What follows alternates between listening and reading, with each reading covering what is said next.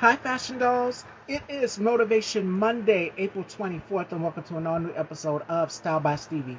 Our guest today has been on shows such as NCIS New Orleans. He's also been on shows such as True to the Game, SWAT, and also the most recent, which would be A Miracle Before Christmas, alongside Latoya Luckett and Romeo Miller. So joining me today, ladies and gentlemen, we have the one and only Jamal Dennis. All right. So let me go ahead and share this live. All right, Fashion Dolls, and I need you guys to go ahead and share this live as well too, so that we can dive right into this interview. I need you guys to head on over and subscribe to Style by Stevie Daytime on YouTube so you guys can catch some of the past shows in case you missed them, as well as some of the amazing guests that we've had on. All right. So while we're waiting on that, you guys hear something running in the background. That is my fan. It is about, what, 78 outside, 80. So make sure you guys definitely are following. So without further ado, ladies and gentlemen, let's welcome our incredibly special guest, Mr. Jamal Dennis.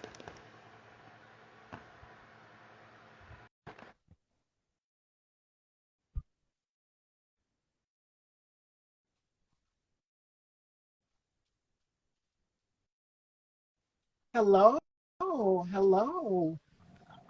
What's up, Stevie? How you doing?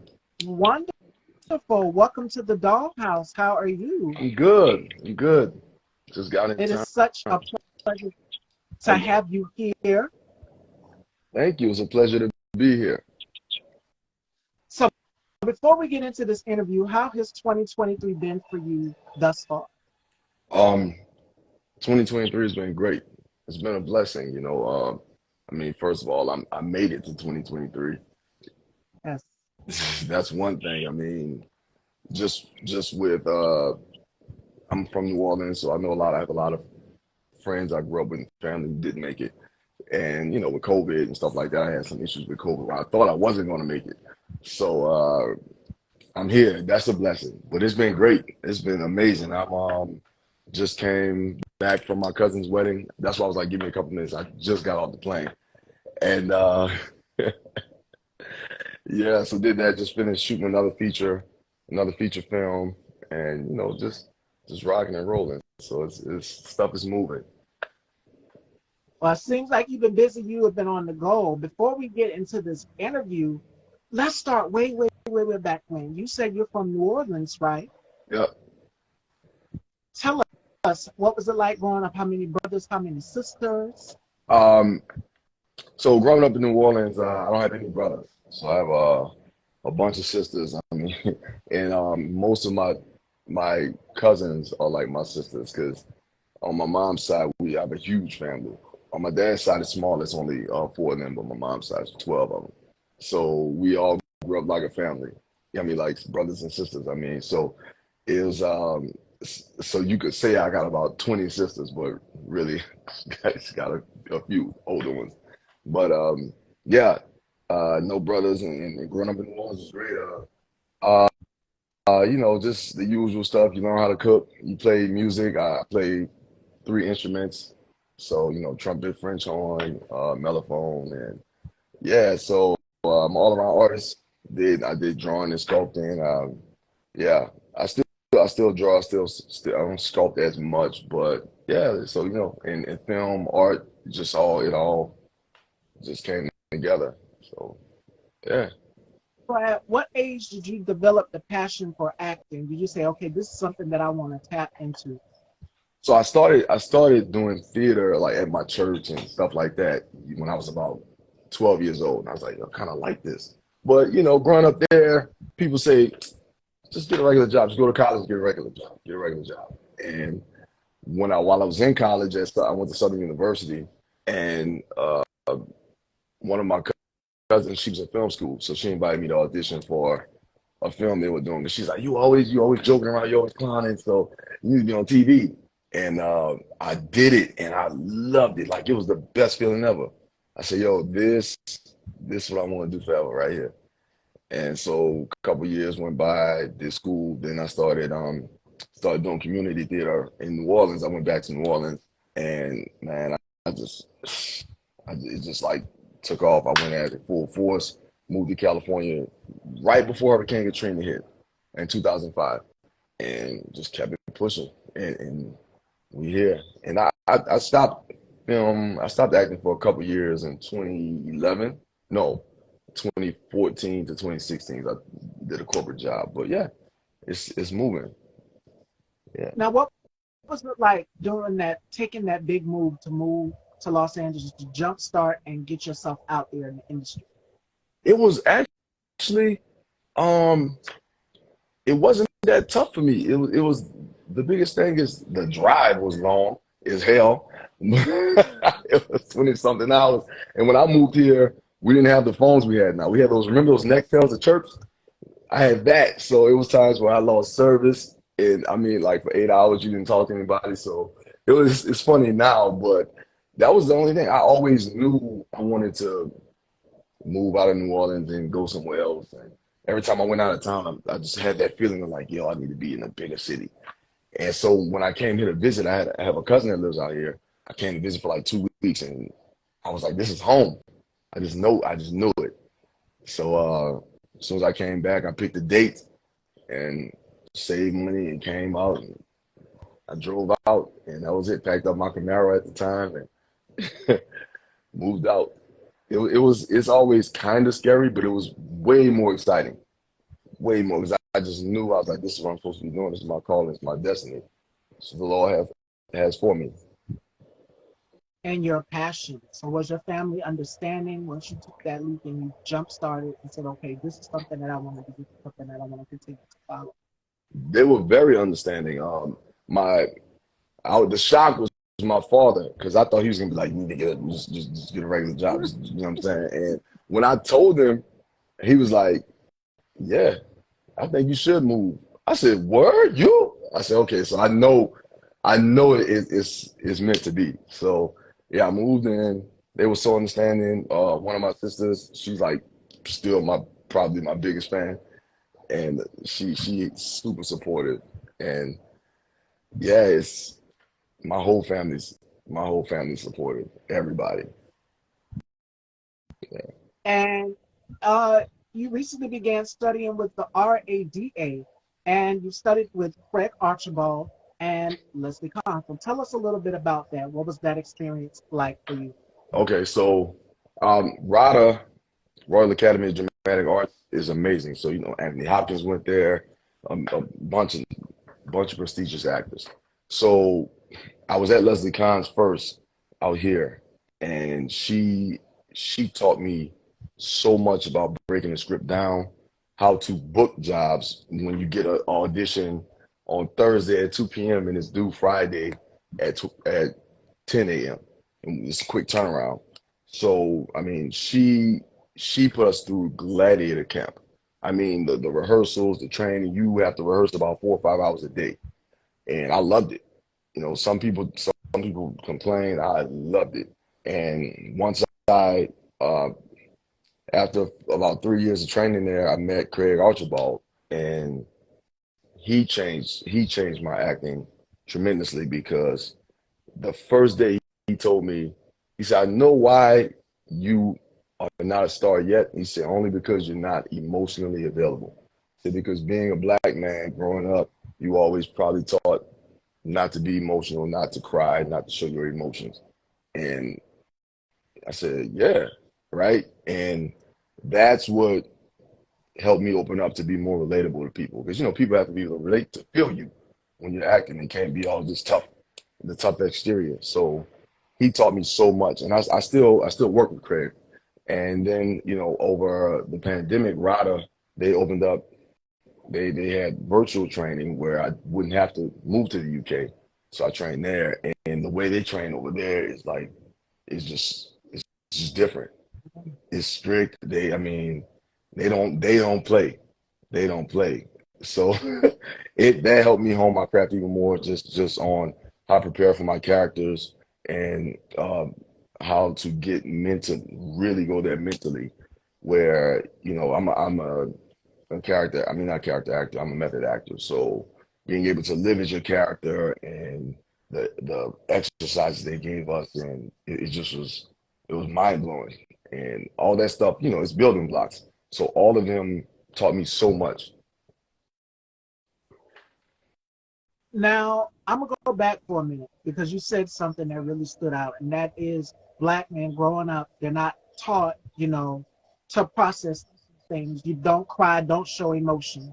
I'm gonna Hmm. touch on that because I kind of touched on it on my platform last week, not too long ago. Okay. It results in what I like to call toxic masculinity, whereas though black men feel as though, oh, if I cry, I look weak. Don't cry, don't show emotion, don't do this. But being an actor, it goes into the business, it goes into your roles. And you're Hmm. going to have to be able to open up and tap into that emotion and pull it out on camera because that's what the producers and directors are expected from you. They're going to want you to do that. Hmm. So we're now seeing a shift, just to touch on that for a little bit, where black men are starting to open up a little bit more and be more open and be more vulnerable just in real life, not in the acting aspect, Hmm. but in real life they're being more vulnerable and opening up. And that's a whole different conversation on, that trauma that has not just impacted black men, but as us as a whole, as people of color.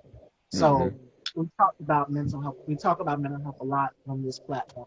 So Yeah. if you're at home watching, don't be afraid to open up. Be vulnerable and be in the moment and be present with who you are. If there is somebody out here that you can talk to, go and talk to someone. And we just not too long ago talked about that when my girl talk with my ladies. So definitely go and check that out, you guys. That is up right now. We talk a lot about mental health, not just for black men, Hmm. but for us as a whole, as people of color. And it's under in our community, the black community, for so long we have been taught to sweep it up under the rug. Don't talk about it. You don't want to look crazy, but there's nothing wrong with talking to someone and getting the help. So I just didn't want to get off topic of that. I No, just wanted that's to touch on that. that's amazing. No, no, that's real because it also it's a release because you keep that your feelings pent up and you're never able to release it because people tell you no, hold it in, and then Yeah. one you release it one time, the one time you release it, you seem crazy. So it's great to be able to let it out and not just answer everything with your fist because it was Yeah. taught, you know, you're angry, you fight it out. It's like, well, maybe we can talk it out so nobody gets hurt. Exactly. And that's by keeping that anger bottled up inside, you can one day find yourself. It's like literally, I use the old adage, and we've all heard this adage before, where it's Hmm. like what happens when you shake up a soda bottle and the soda's still in the bottle and we unscrew the top? It all Mm. comes spraying everywhere, right? Anger is Hmm. just like you can lash out at someone at any moment. You Hmm. just have to learn how to release it and find an outlet that works for you. And I know for me in my teen years, anger was Hmm. something that I really, really had to work on because I was picked on a lot. So it was like a Mm. defense mechanism for me. I would always be guarded. And now I just slowly but surely, pushing 30, about to be 30, Mm. I've learned that in my adult years, throughout the adult years, that I can't do the same thing that I was doing when I was a teenager. It's Right. called insanity. You can't keep doing the same thing and expecting different Different results. It results. doesn't work that way. Right. So, yes. All right. That's Then real what talk right there, is Stevie. considered crazy for releasing? You're triggered or traumatized by others' reactions. Exactly. Or they Hmm. will gaslight you and they will say that, oh, you're too sensitive to this. You're too sensitive. No. If I'm sensitive, I'm sensitive because this is something that has happened to me and traumatizing to me. And I posted in my story. So I'm Yeah. gonna get off topic a little bit for a minute. You guys know the whole situation that is going on with Angela, Black China, Mm. her mom. And I said this, sometimes Mm. you have to let go of toxic situations. And by me saying that is, if that means family members, you have to cut off toxic family members or cut off people who are not beneficial to your growth. They're gaslighting you. They don't want to see the change. They don't want to see Mm. the new you. They would rather bring up the old you over and over and over again. Hmm. That's that insanity. And it goes back to what your favorite feed in the comments just said, which is definitely the gaslight. When you Mm. have people like that in your circle, they will gaslight you. Gaslighting, as we know, is a manipulation tactic. Hmm. And who has been doing it for the past few 8 years that he's been in the White House? I don't even have to bring his name up. He's on Yeah. trial right now. If you know, you Right. know. So, as I was saying, gaslighting, they will deny, they will say, no, this is not your experience. No, this is not your life. This is this person's story. So you can't just disregard this person's experience and say, no, it didn't happen. Mm. If it's traumatizing to me, and I said this just last week in my girl talk, I said, if it's traumatizing to me or if it causes harm to me, I am Hmm. going to let it go. Yeah. I don't need to hold on to it. That includes toxic family members as well too. Yeah. So when you get a certain cynical at a certain place in your life, you have to learn to let certain people go, and it hurts. I still love you. It Hmm. doesn't mean I don't love you. It just means that I have to protect my peace. And the reason how I've learned to protect my peace and how I go about all nonchalant is because I've learned to take breaks. I've learned to get rid of things that no longer serve me Mm. purpose. And I tell people this all the time. Let go. Let go of what I like to call poisonous apples. Because if you try to bite into that apple, the apple, of Ooh, course, is gonna kill you. you Why hold preach. on? You So preaching. That's what's up. deep breaths, mic drop, for everybody. No, just not yeah. That was fire right Sorry, there. but I'm getting sidetracked. But let's get to what you've learned, because this that ties into the next question that I was going to ask you. What are some skills since you've been trained by Leslie and Craig? What are Mm. some skills you've learned that have helped you throughout your acting career, and not just in your acting career, but in real life as well too? Mm. Okay, I'll start with Leslie. Um, Leslie, first of all, Leslie showed me I'm not crazy because some people will tell you you're obsessing about it. You're doing too much, you're working too hard. I've heard that before. And I go to Leslie and she says, "No, you need to, if this is what you really want to do, you need to put your all into it. You can't just do an hour a week." And she says it, you can't just come train with me for the 4 hours we're in class and think that's going to do you nothing, and do nothing else. You know, she's like, this is your job. This is a career, and you have to put the work in. So that was one of the biggest takeaways from her, and just putting in the work. How how much more. And I grew up doing martial arts. I ran track, so I'm used to putting in the work.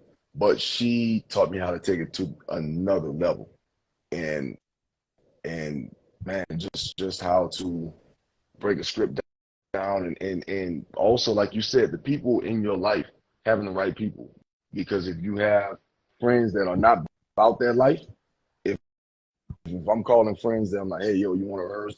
Even some classmates, they're like, nah, I don't have time. It's like, okay, I can't, we're cool, but you can't be in my close circle.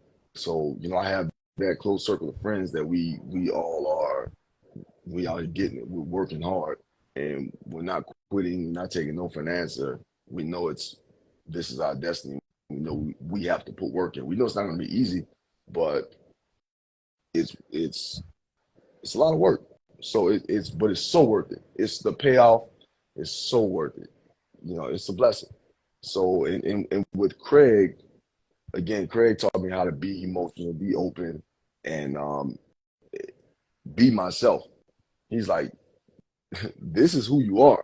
Mm, Don't try to change it, even if you're doing character work. You're still you, being the character. He said, don't try to be, if you're playing a cop, don't try to be like all the cops you saw on TV, the makeshift cops. Be your version of a police officer if you're a detective or whatever. And he's like, you being you is what makes you special, of course. So bringing you to the table, no one can say these lines and be this person the way you can. Just like the other person, you may not be like the other person. So everyone can come in and be this cop, and you may just bring that one spark that they're like, that's the guy. Or he makes us feel something that no one else made us feel. Yeah. And and you take those skills along with you. Mm-hmm. Getting into business, I've learned that it's about originality. Originality is key, Mm. and being true to yourself. I'm not like other talk show hosts or platforms, and that's when I reached out to Jamal. Jamal asked me the questions: "What kind of platform is this? What you do on this platform?" And I get that question a lot from everyone that I've invited on here so far and set up interviews with or had interviewed on this platform. I get that a lot because they expect something. They're expecting to come into. I was watching an interview with Mary J. Blige earlier this morning, earlier today, Mm-hmm. and she has a talk show called The Wind Down. It's on BET Plus, so make sure you guys go and check it Mm. out. Okay. She said when people come to my platform to interview with me, I don't want them to feel uncomfortable. And the Mm. same here. I want people to feel comfortable when they come into my platform. This is a safe space, and when people come on to tell their stories, to inspire and empower people, I want people to walk away and take something away from these conversations that are meaningful because we don't have conversations enough. We are now in a day and age where it's like, take a picture, Oh my type God. of it. Tell a person, my beauty school teacher used to tell me this all the time. Television, tell a woman, and telephone, which means you go and you tell the next person and the next person what's going on. But let's sit down and have a meaningful conversation that can be helpful to everybody. And it gets around and helps everyone worldwide. Mm. Let's talk about it. So Mary said this in the interview. She says, when people come into my sanctuary, which is the same here, I call it the doll house because we know dolls love outfits. And you guys are my fashion dolls, and I dress you guys not with clothing, but with love. And you guys are receptive to what I'm giving out in the universe because I believe that whatever you put out, whether it's good or bad, it can come back to you tenfold. And I do my best to put out good karma to everybody because Lord knows if you sit and you've done things in your past or in your future, and you look in the mirror and you say to yourself, damn, well, I didn't know. I think I need to go on the pot. It's that guilt eating you up. Guilt can eat you up. I'm telling you. Mm. If you sit in that mirror, because I have conversations with God every morning, and I also do my morning affirmations first thing when I get up. You Mm-hmm. know, to make sure I'm on the right track, to make sure I'm on balance. And by on balance, it means that I'm aligned by what God has put out in the universe for me, and that is to help people and empower people so that people walk away with something meaningful. Mm-hmm. And what I mean by I'm not like other talk show hosts is I do something different. It goes back to the main thing about originality. The fashion is different. You guys see I wear colorful hair. I love colorful hair. So it's always about changing up the image and reinventing yourself. But more importantly, your personality will stay the same. Be original and work on your craft and what works for you. And I know I'm not going to be like the next person or the next person or the next person. They're just like, wow, she's different. We've never seen anything like her. And I consider myself an alien. I do because my mom even had a conversation with me and she says, there's nothing, you are different. You are not like your other relatives because I have brothers and sisters. And I was always the oddball out. And what I mean by that is I always had a creative way of thinking. I Mm-hmm. always loved to invent. I was always very much into arts and crafts and design and hairstyling and makeup artistry. And I pursued it. I took on Mm-hmm. with it. So find the career craft that works for you. If it's acting or hosting a platform or being a radio show host, Mm. you find your personality and stick with that personality, and that will draw more and more people to you. And it's worked for me for years. So Mm. I had to rebrand, I had to reinvent, and I must say I love the reinvention because even some of my old classmates will shock me and say they've watched the platform or they've watched an episode, and I'm just like, you watched it? I'm just like, oh and they'll come up to me and say, because I ran into a couple of them that I was good friends with in the store or whatever, and they will say, wow, you're different. You finally found your voice. I will Mm. say that finding your voice is a beautiful, beautiful thing. Beautiful thing, which means originality. Be yourself because originality is key and it will draw people to you. Mm. Trust me, especially in this business, if you want to have longevity, stay true to who you are and never lose sight of who you are. And that's why I have the support system that I do because I've remained original, a one of a kind, and not like others. So Mm-hmm. It's now facts. speaking of a one of a kind, because you have a plethora of characters that you portrayed on hit shows and movies. Let me go down the list here. You did A Miracle Before Christmas. You played the character Terry alongside Romeo Miller and our girl Latoya Luckett from one of the biggest girl groups of all time, Destiny's Child. Mm. That was on BET Plus. You did SWAT. And what's so funny is I've interviewed Peter Honorati from The Goodfellas, and he also did Tales from the Crypt and SWAT alongside Shamar Moore. I've had him on the show. Ooh, nice. Um, who else have I interviewed so far? We did NCIS. You've done NCIS New Orleans. You've Hmm. also done, I mean, I could go on and on and on. You've done Make Love, Not War. You've done a plethora of characters, and you've worked alongside. You were the leading man and one of my favorite actresses. She is so funny, Tisha Campbell.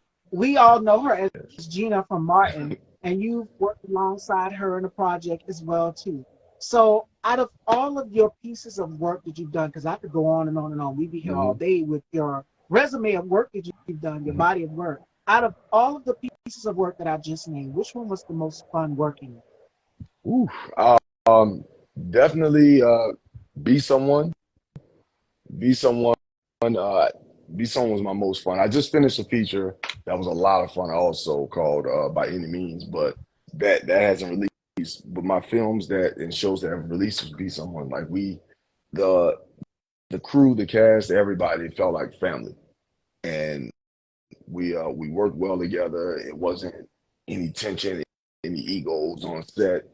And excuse me, I mean, Tisha's amazing, and she's a friend of mine. So she's, that was like working with, you working with another friend, and we got Jennifer was on also, Jennifer Freeman, and it was just it felt easy. It was seamless. It wasn't much of, because I've worked on some shows that you're like nervous because it just feels like it doesn't. I guess it feels like work.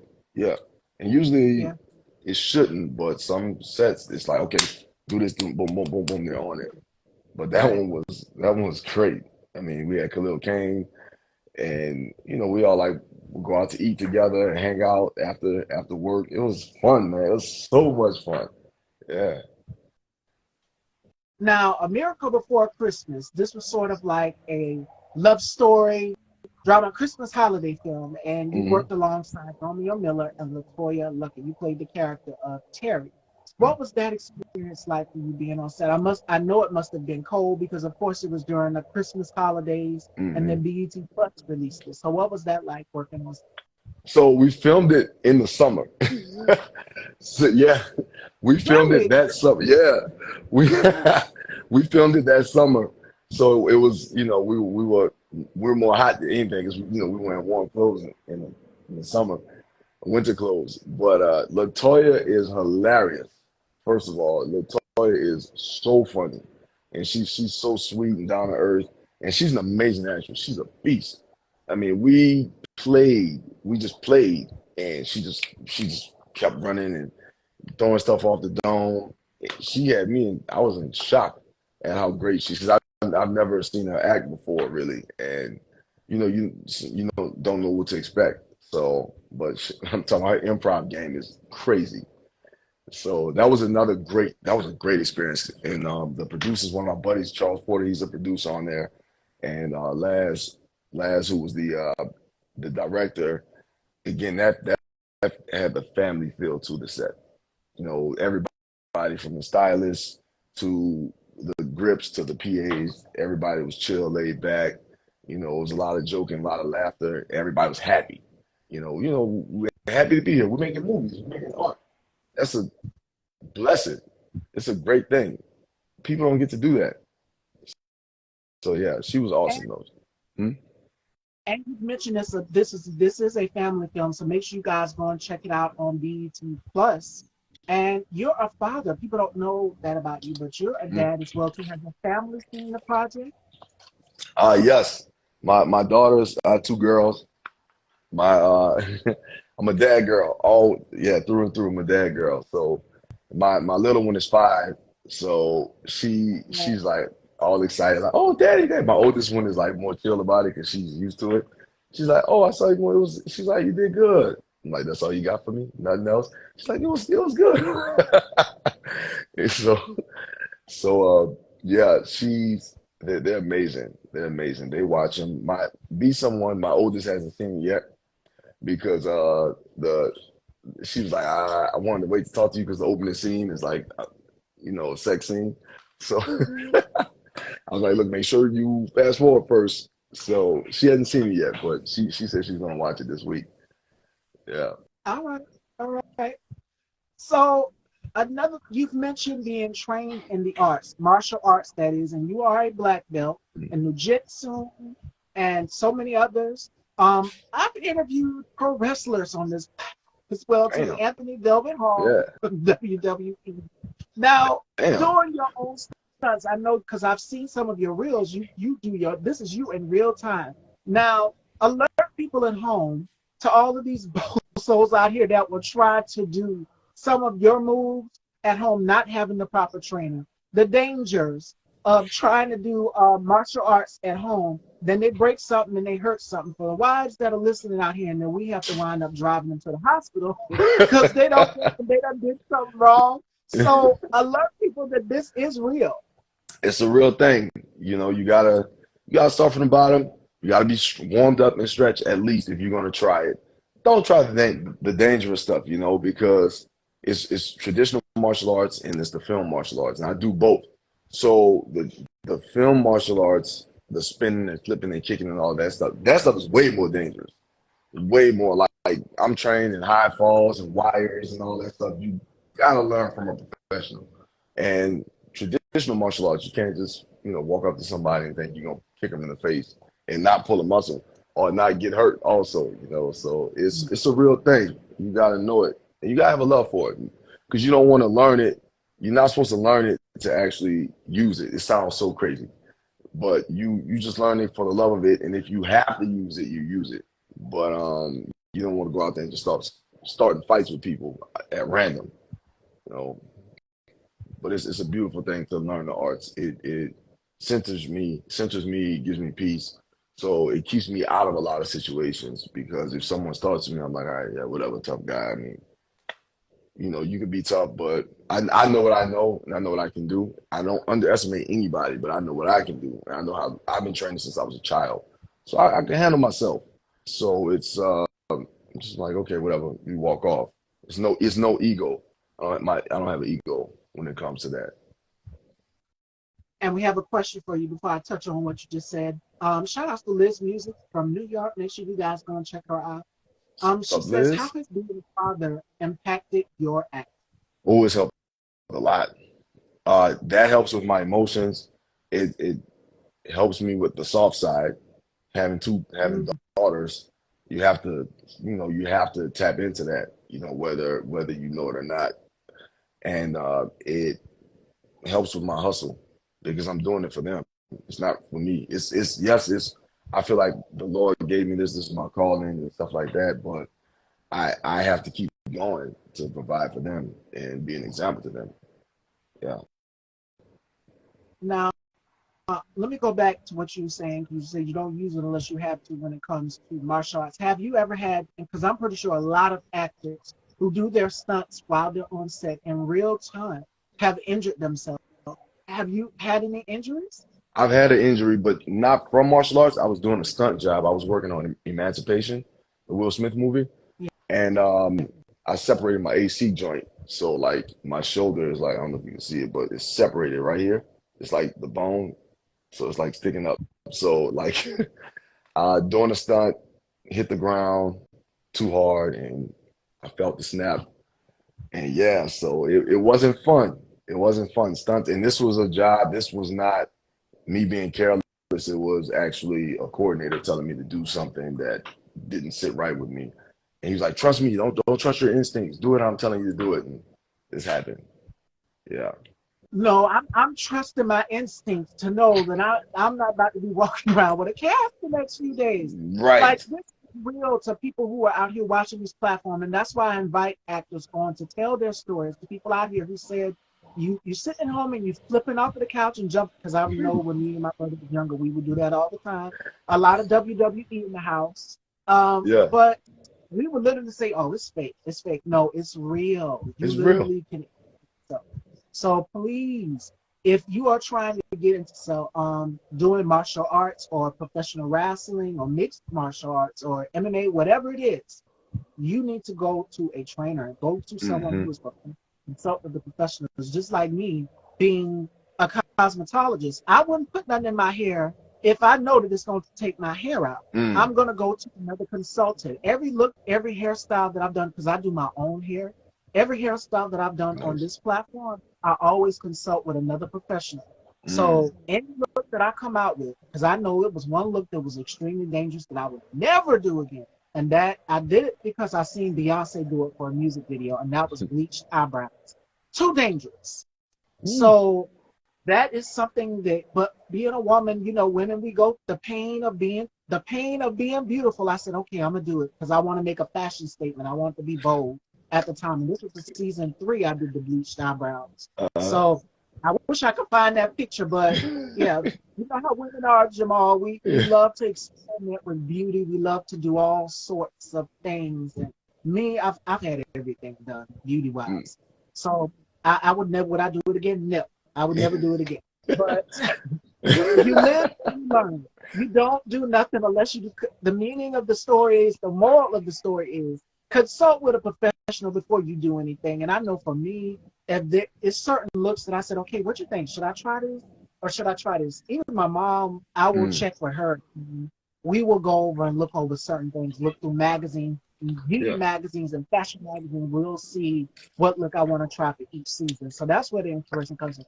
But it's not about that. It's about Smart. knowing to go to someone who's been experienced than you, Mm. who is trained to do this. Don't go home and try to flip off the couch or hit, because WWE, I see a lot of them smashing the tables and Mm. hitting with chairs and things. And a lot of people try to do that at home, and you wind up injuring yourself. So please go with Yeah. someone who has been skilled doing this. Please. Now, we got another question from Liz. She wants to know, how has being a father impacted the roles you accept? Um, you all, as a father, you always think, okay, if I take this role, my daughters are going to see this.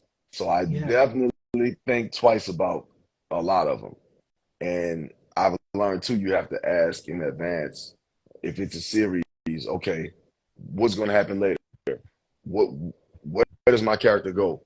Because again, if you're locked in a contract, you don't want something that can impact your career or your kids' lives, because you got to think about their friends are going to be seeing it and saying, "Oh, I saw your dad naked on the." I mean, with a lot of my rules, I'm. This is what it is. I take my clothes off a lot, so. But I definitely think about them a lot more. Whereas before, you'd be like, okay, well, they'd be like, oh, you cool with 4 fronts? Like, yeah, but now you're like, nah, I got a 19-year-old, and nah. So it definitely impacts it a lot.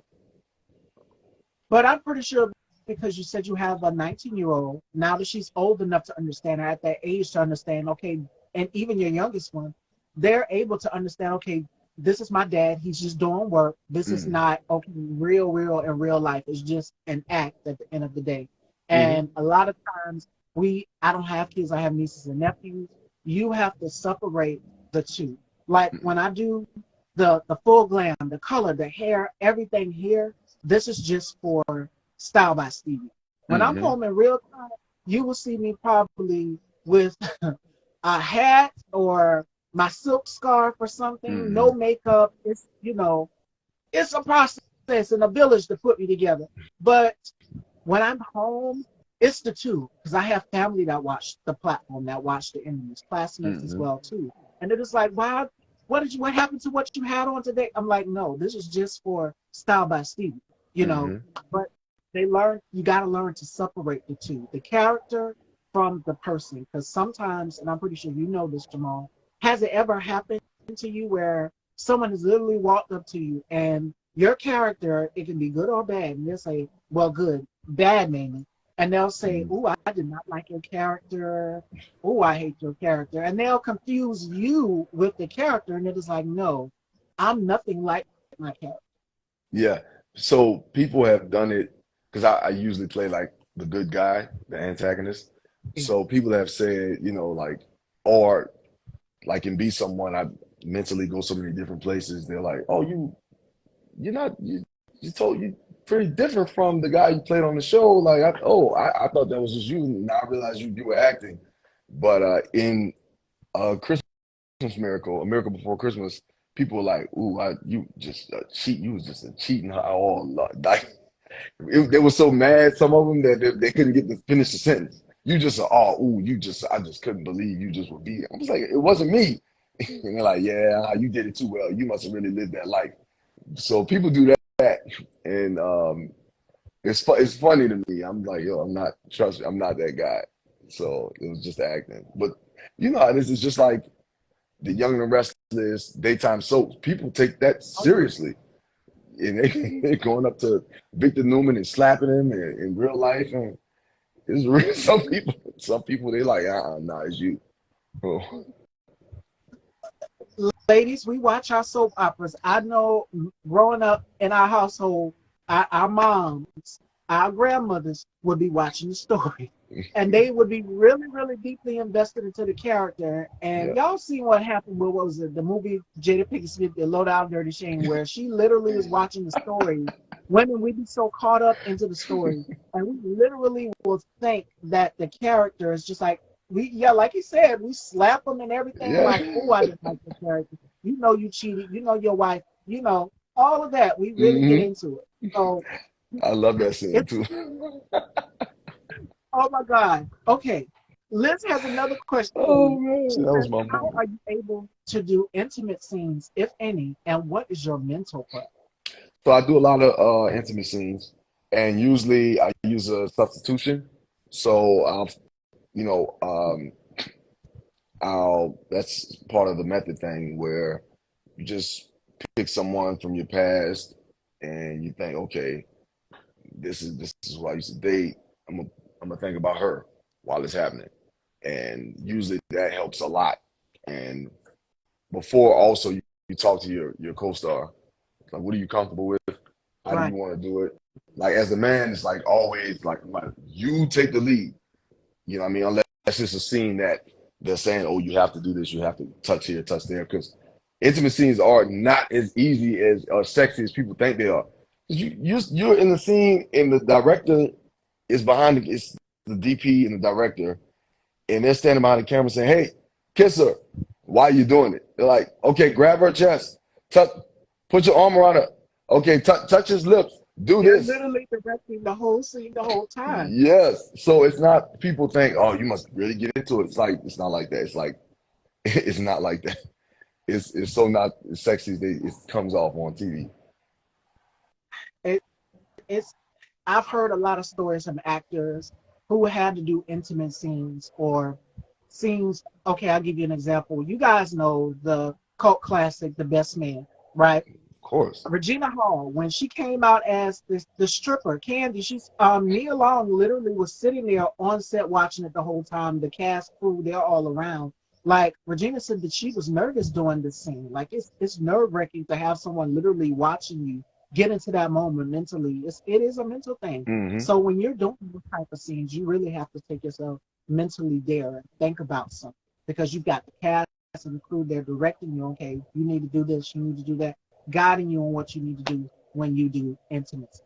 All Yeah. right, so those are some key things Yeah. to And you, know. I mean, and getting sorry not to cut you off, but just getting used to having a crew of 50 people watching you silently, and they're watching the monitors, and they're looking at you. This dude's in the corner eating chips, and you got to just keep going. You got to stay focused. It's a mental prep. Like I said, I'm a method actor. I mentally go somewhere else.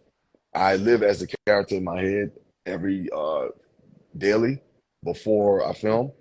So I live their life in my head from like childhood all the way up to that day.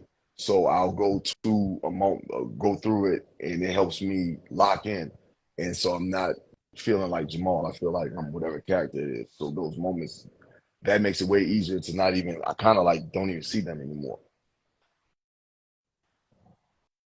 Oh my God, I've read about that too. Liz wants to know, have you ever dealt with poor hygiene from another actor? Have I? No, I can't recall. No, I don't think I have. I've heard of it, but I have Yes, not. like Like we use, we're doing hmm, kiss scenes and things. You don't want to kiss someone who has bad breath. It's like, okay, we need to be in this moment. I got to focus here. yeah, we So I'm assuming that's what you meant. Yeah. usually I know all my co-stars, like, I don't know why they always do these kissing scenes and sex scenes after lunch. So I always like brush my teeth after we eat lunch anyway. So I'll do that and I'll have mints and usually the girl will be like, you want one? She's like, yeah, hell yeah. Let's make sure we both straight before we shoot this thing. So I've always been blessed with that, not having no real issues with any of that. So I'm sure that would be tough. All right. All right, fashion dolls. So it is time to get into our games here with Jamal. All right, fashion dolls. The first one is called the Rapid Five. And Jamal has to tell us five things that he can't live without. And then we're going to do something called Turn the Tables. This is for my new viewers out there. All All right. right. So for my new viewers, you get to know a little bit about Mystique. All right. So Jamal is going to ask me some questions. It can be anything fashion, beauty related, entertainment, family, whatever he wants to know, he gets to know it. Hey, brother. Shout outs to my brother Sky Valentine, ladies and gentlemen. I love you so What's up, Sky? much. All right, fashion dolls. So let's get into the rapid five. Now, what are five things Jamal can't live without? It can be anything, your favorite football team, it can be your favorite drink, your favorite food. What are five things you can't live without? Excluding the kids, right? Because I mean that's like the that's taking two right there. Um, five things. Woo. Martial arts, can't, can't live without it. I lived without it for a few months. I have to train. The gym, um,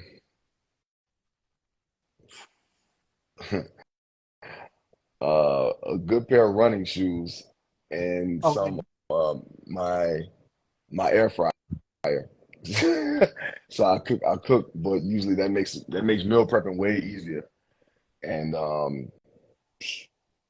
probably my iPad with my iPad, yeah. 'Cause I keep everything. I do all my Yeah, notes and Mr. everything on there. 1800, Mr. 1800 just said it best, which ties into music. So that's a good one. Yeah, that's my cousin. What's up, Neil? Yeah, but yeah, so like yeah, Um, I need the iPad. All my scripts, everything on there, Bible app, all that. How about you? yeah, What's the five? Give me your five. my five things I can't live without. Okay, first one is God and family all the time. I put God Hmm. first in everything that I do. Number two, I would have to say water, lots of water. As you guys can see, I stay hydrated. That's why my skin is over here, boom, boom, boom, glowing, because I drink a lot of water. Hmm. Number three, I would have to say a journal, a diary. I keep a diary and I Mm. write down just my thoughts or whatever it is that I am going through throughout the day. Number four, what can't I live without? Well, since it's hot, we are now in the spring months, so we're about to be hitting summer. It's going to be hot, hot, hot. So, gotta protect the melanin, sunblock, Mm. and number five, I would have to say keeping in touch with friends and family. I can't live without that. I Mm. can't. When the pandemic first hit, I was just like, oh God, we had a lot of trips and stuff planned. And I know me and Mm. my cousin Sherry, we would always go shopping during this time of the year, around the springtime. Hmm. And we would just come back with a bunch of stuff. So I would have to say keeping in touch with friends and family. Like I always text Alan Yankee or Sky or Felicia. They would always text and make sure that I'm okay. So it's good to be in touch with friends and family. Those are the five things that I can't live without. That's a huge one. Yeah, well, to me, God is a given, so I got to scratch one out and put the Lord because every morning I wake up and get on two different prayer lines and I pray it's this prayer meditation app I use, and I pray on my own and all that stuff. So that's definitely number one. But that's my given to me, but not to everybody else. So let me, correct that. Yeah, the Lord is huge in my life, huge. all the time. Now, how have you balanced mentally and staying in tune with God and spiritual throughout the process? Because I know being an actor, being on set, you think about your family and all of these things while you're reading your script. How has God been an important factor in your life so far? Um, well, God is very important. As soon as I wake up, I have to before I do anything. So I wake up early. I'm the So even if same I have way. an early call time, yeah, I have to give the Lord His time first. Whether I get on like one of the prayer lines, and because me and two of my boys who are also actors, we all get on 5 days a week, and we do a devotional. We pray, and we do like the what are our we prepare requests. What are our wins? What are we thankful for, and all that stuff. And I get on another one also, and then I do my own. But I try to do my own first. So I do that every day. I gotta pray first. They don't go right if you don't. You know what I mean? And a lot of times if I'm riding in the car, I have like the Bible app reading to me or something. So like, cause for some reason, listen to it while I'm driving, it hit me harder. I'm like, oh man, like it's narrated. So I'm like, yo, that chapter never hit me like that when I was younger or something. So yeah, I always have to, no matter what I'm filming, because you have travel time, whether transport picks you up or they give you a rental. So it's really no excuse to never give the Lord His time. You know what I mean? Because if I have a 5 a.m. call time and I wake up if I'm supposed to wake up at let's say 4:15, I just wake up like 10 minutes early and just do my prayers and talk to the Lord, or do it while I'm getting ready. You know what I mean? So that's huge. It has to be done. And my brother Scott says prayer meditation is super important all the time. Mm, You start the morning. I know for me, I say it all the time. I do my morning mm, affirmation and I talk to mm, God. That is my way of how I get my day started. mm. And we have another question from Liz. She wants to know, are you proactive with any causes? Um, right, right now, not yet. I'm working on. I'm trying to get into something like for like narcolepsy awareness because I suffer from narcolepsy, and so I found out. I always knew it, but black folk. Oh, you just tired. You just need to stop staying up late, or falling asleep in church. You get in trouble as a kid. And as an adult, I was like, no, something's off. I can't control when I fall asleep, right? And I got tested maybe 3 years ago now, and the doctor was like, "Oh, you got it." And most people, when I tell people the symptoms, they're like, "Yo, I need to get checked. I think I have the same issue." People don't think about that. They think they're just always tired. So that's something I'm really working on bringing awareness to. I want people to know about it. You don't go through things for yourself. The Lord put you through things to help other people. Come on. Exactly.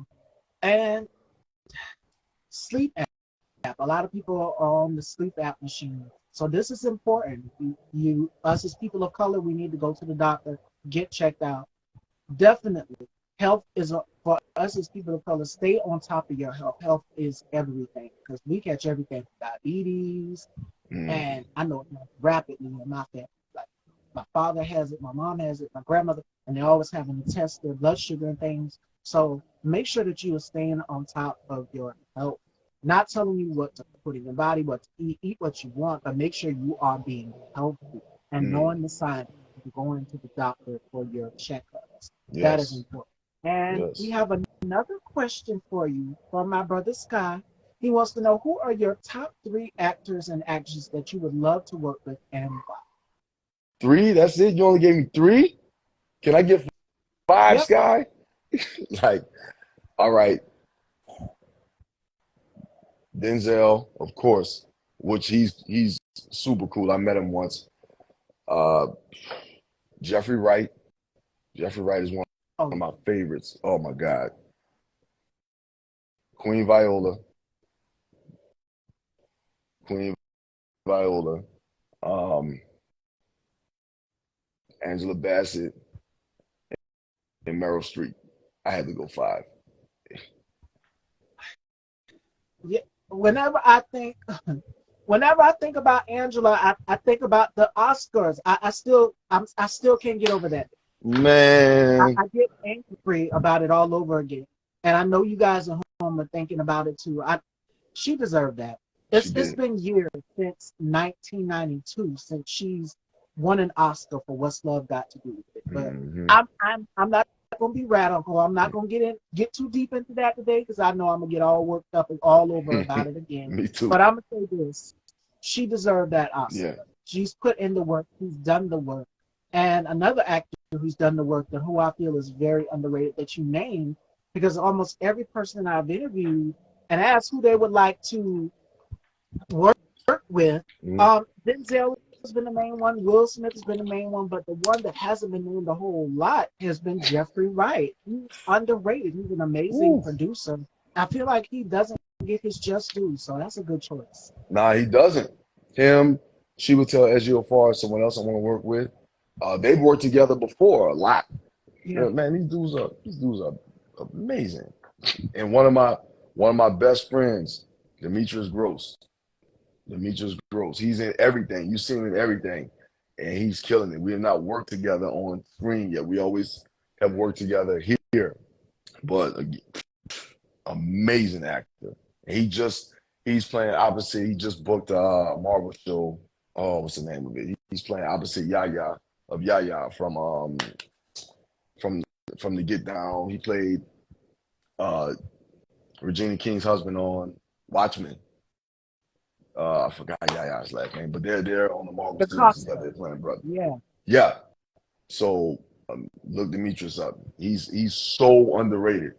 He's amazing. He's in Lovecraft Country. He's in everything. Oh, that's a good one, Liz. She wants to know, what do these words mean to you? Choice, honor, joy, and people. Ooh, so choice.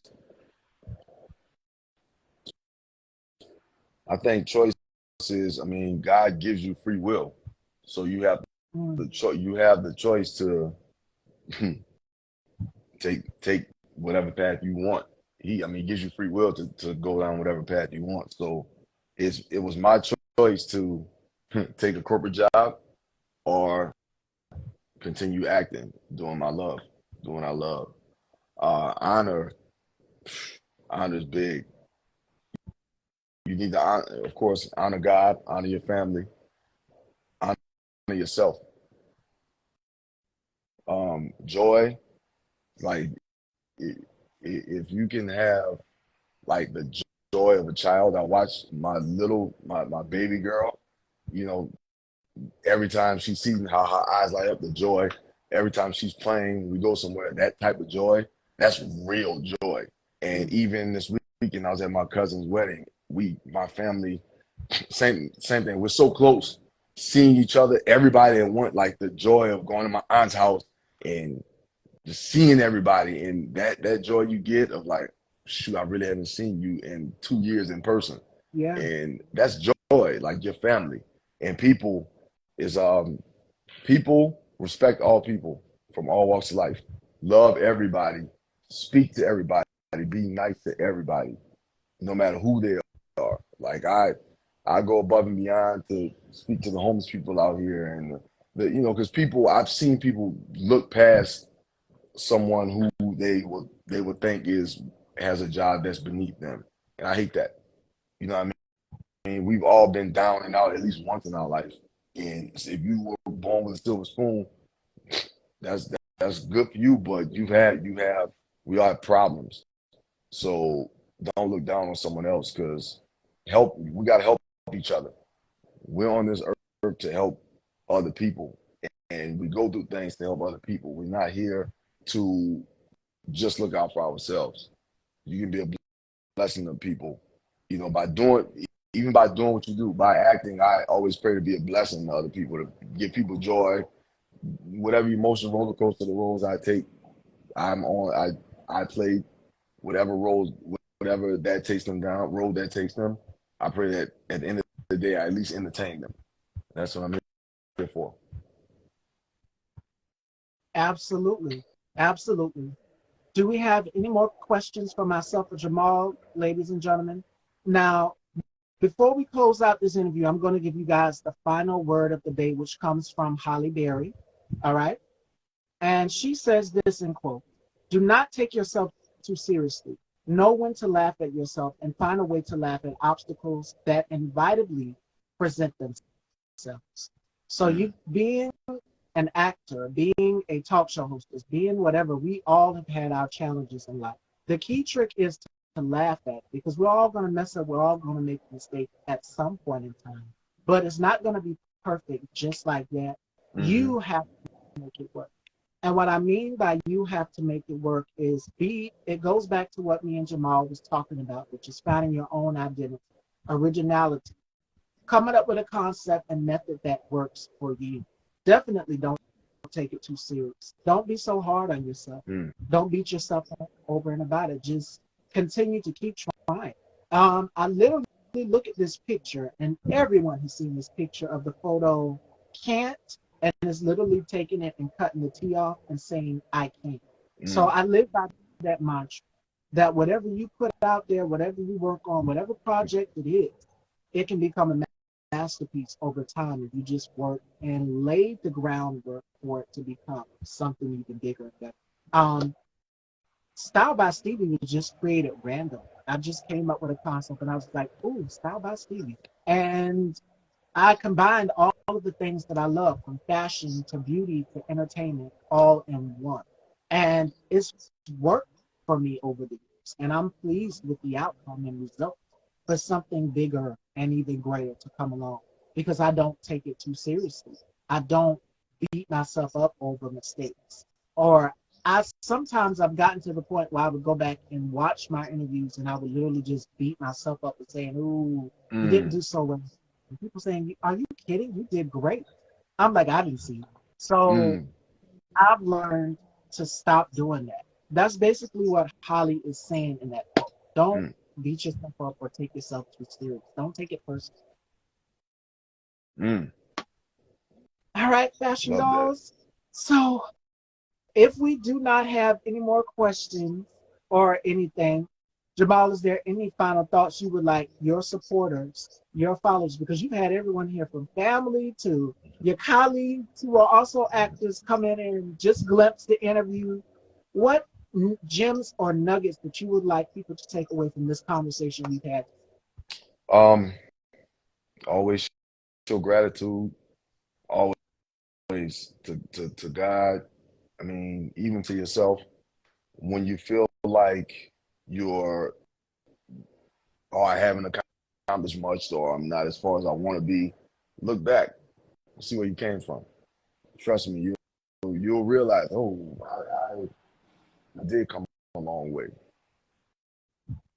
Just like you said, don't beat yourself up. Just keep pushing. Never quit. Never quit. Okay, we have another question from Liz before we wrap up, and that is, do you feel that you have ever been discriminated against in the industry? Um, Not really. I mean, in physically, yes, because there was a few roles that I missed out on that they were like, "Oh, you were too big," or something. Or you, and a couple times they were like, "Oh, you're too intimidating. Your voice is too deep." And so, yeah, I guess so, because this is how I talk. I mean, my voice is deep. It's not intimidating because people are like, "Well, you gotta take some bass." I can't. I'm not. This is, and I don't. I don't mean to come off so-called intimidating, but I've I've heard it before, but yeah, that's about it. And I mean, I had to learn that, hey, it just wasn't for me. It's just what it is. And it prepares you for something bigger and better. That one, or your voice is too intimidating, went to something else. And look at us now. You're in A Christmas Miracle on BET alongside Romeo Miller and Latoya Lucky. There's an ensemble cast. That's where your voice is taken. So to that person who said, oh, well, you can't do this because you're too big or your voice is too deep, look at you now. Mm, So that right there just was the stepping stone for something even greater and better to come. Right, right. Well, yeah, All right. I appreciate you, Stevie. Thank you so much. This is amazing. You are so welcome, and you are welcome to come back anytime. Would love to have you back soon. Yeah, I love the comeback. Keep shining. Keep shining. I definitely will. Ladies and gentlemen, Jamal Dennis joining me tomorrow. We have singer and songwriter Tylen Thompson. You guys will only be getting like 3 shows this week, and then you guys, the May lineup will be dropping pretty soon. So make sure you guys stay tuned for that. We have some great guests coming on in May. And again, did I mention that we second that we're booked all the way up until October, my birthday month? So make sure you guys stay tuned. We have some very special guests coming on in October. Definitely. I love you all, Fashion Dolls. Thank you all so much for tuning in to Style by Stevie Daytime. And we will see you guys tomorrow at 4. Take care, everyone. All right. See you later, Stevie. You Thank too. y'all.